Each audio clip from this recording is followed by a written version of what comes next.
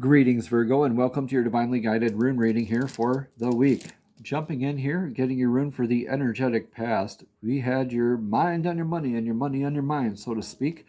This is Fehu, the rune of cattle, the rune of abundance. Now, back in the day, the more cattle you had, the more abundance you had. This grounded energy, again, when the runes have the line going straight down, is grounded energy. When we are grounded, we can increase our path of abundance. This also being going a line, having a line going straight up off the rune, is that divinely guided path. It's that divine connection. Now, the process here of Fehu is the aspect of responsibilities, distractions, all those sort of things that happen as we're going along our divinely guided path, and we accrue more abundance, whatever abundance means to you, or maybe adjusting that abundance mindset can have us hyper focused, and we can be way over here and realize like, oh, I thought I was on this path, and you're looking over and you're like way over there. That's fine. It happens to all of us, me especially. Right? So don't worry, Virgo. This is abundance. This could be challenging your aspects of abundance, reminding you of your responsibilities, where you are on your path of abundance. Is it healthy? Is it divinely guided? Is it part of your divinely guided source blueprint? Are you making the right choices?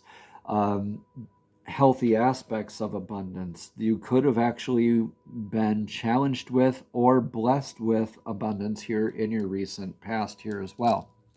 With it coming, I always do these runes upright, but if it were reversed, I would say you're challenged with it. Obviously, upright, you weren't. You're blessed with it. Okay, here is an irreversible rune though. This is Yera. Now, Yera is that rune of harvest. This is with abundance here, and the harvest rune here. This is beautiful. Now, Yera literally means year, so it's like that whole circle of the seasons, like the world card almost. Like what goes around comes around. But in that changing of the seasons kind of aspect, to make a beginning is to make an ending, and to make an ending is to make a beginning.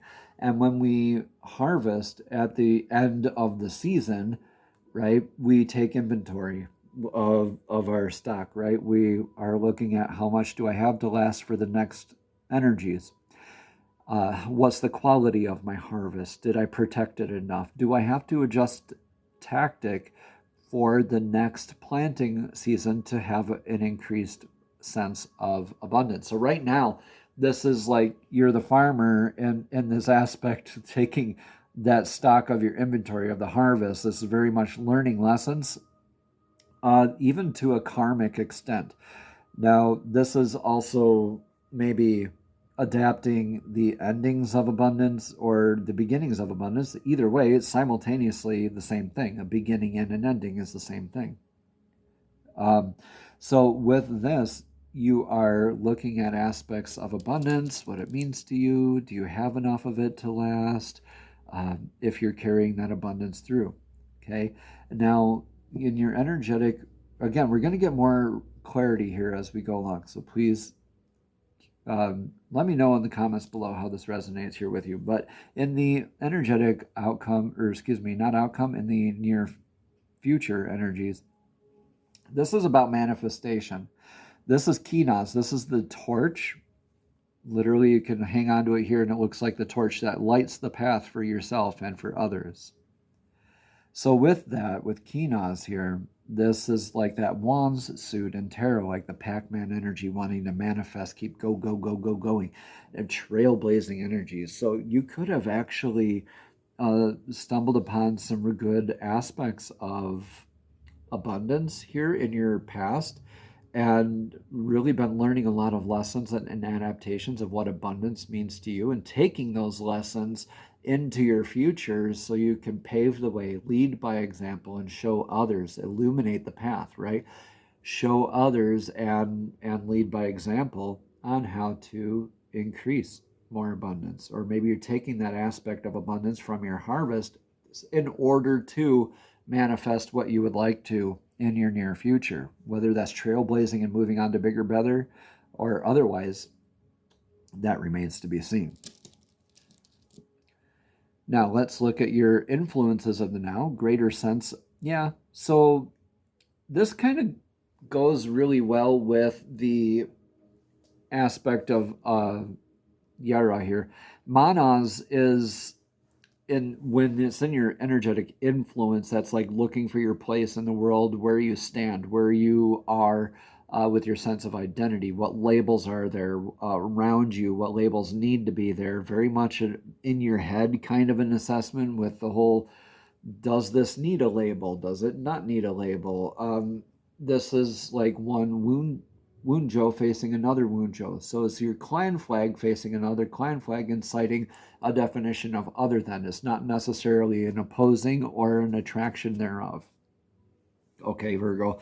Now, this is looking for that clarity and that balance, like Dagas here, that's part of Manas as well. So this is very much lessons and learning, and a lot of introspection, a lot of maybe some confusion here, but I really see you learning a lot and really being decisive as you move forward here in your future. Greetings, everyone. I'm Eric with Your Essential Practice, and I just want to interrupt really quickly to thank you for all the likes, comments, and subscriptions. And even if this message does not resonate specifically with you, it may resonate for somebody else. So please go ahead and share that with them if you feel so inclined. Thank you so much. Namaste, and let's get right back into your divinely guided rune reading. So let's get your advice rune for the now. What's your advice? Yeah, healing divine masculine aspects. This is Ingwas. Now, Ingwas here is the god Ing's rune. This is a fertile soil. This is that irreversible rune of that planting the seed. Now, a lot of times you'll just see it as that diamond, which is symbolic of the seed. So that is knowing that you've planted the seed in a fertile soil. Knowing that you did that, you can walk away knowing rather than guessing. You don't have to be in your head so much. You're just more in your stoic kind of sense of identity, your sense of self-worth, knowing that the seed that you planted will bear fruit. It'll manifest here in the future. I think this is maybe you investing your energies. This is a good time to point out to you as well that we all have aspects of divine masculine and divine feminine within us. So this could be calling for you to just balance and really work on your divine masculine healing aspects, Virgo. All right, so responding rather than reacting.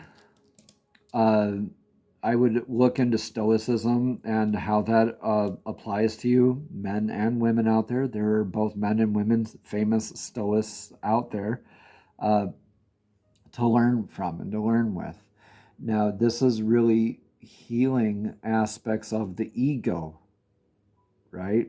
With here, you could be just off your divinely guided path with that sense of abundance and kind of coming back to that center, learning lessons, learning about your identity, sense of self-worth, and healing those aspects and really grounding yourself in that stability, right? This is an irreversible rune here too, is super stable, and working on that stability of your self-worth, of your identity, of your lessons learned, of your sense of abundance, what that means to you.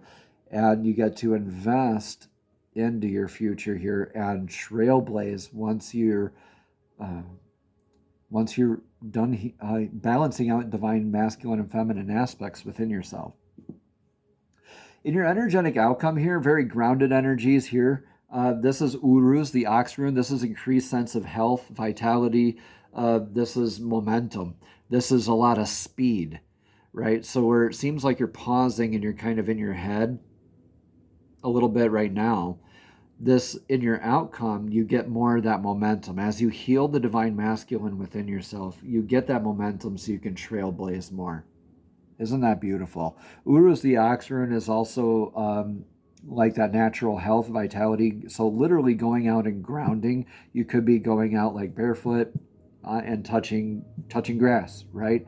Or eating healthier, having a healthier mindset, We become the most like the 5 energies we surround ourselves with. So how are you talking to yourself? What social media habits do you have? Not just what are you eating or what are you drinking? What are you listening to on the radio? What's that self-talk like? Right? And this is having that momentum, that increased speed, of that grounded energy,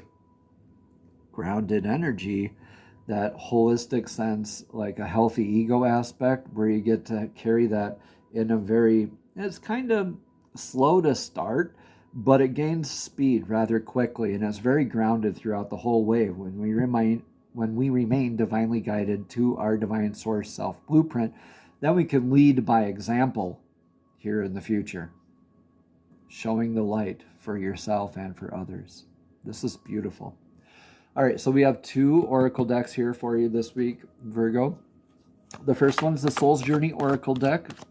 These are messages straight from Divine, straight from Source, directly to your spirit, directly to your soul. Divine, please show us clearly, what message of clarity do you have for Virgo here for this week?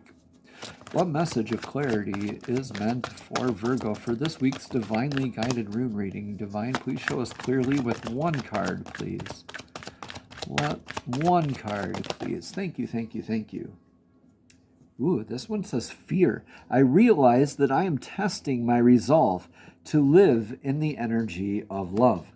Yeah, you could be a little bit apprehensive here right now, Virgo, and that's natural when our vitality, when a lot of our identity is tied up in that abundance. That's not a very divinely guided, healthy ego aspect, is it? So you could be a little fearful in learning these lessons the hard way. Could be learning a lot of these hard lessons, hard sense of identity, self-worth. Am I a part of this clan? Am I not a part of this clan kind of energy? But that is all right. Everything is going to be all right, I assure you. Now let's read about this fear card. Again, this says, I realize that I'm testing my resolve to live in the energy of love. And that's going to have a lot of momentum here for you in the outcome. The outcome of all choices in life, Virgo, is determined by 2 decisions, fear and love. Your soul is made of the energy of love, and fear is an earthly manifestation of a challenge. To embrace and wallow in fear is to go against your very being.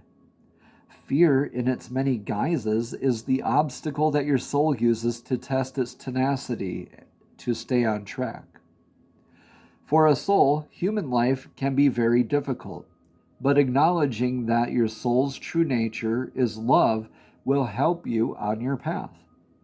When fear rears its ugly head, it is really an opportunity for you to stare it in the eye and turn that doubt into trust. When you're turning doubt into trust, you're healing your divine masculine.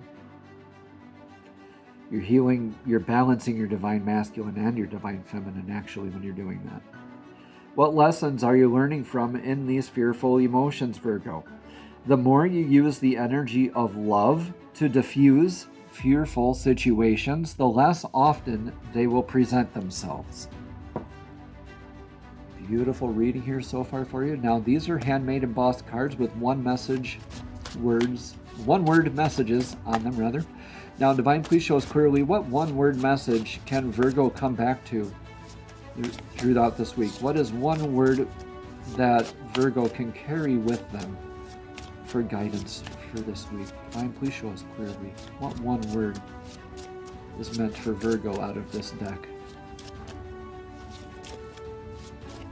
Show us one card of clarity out of this, please.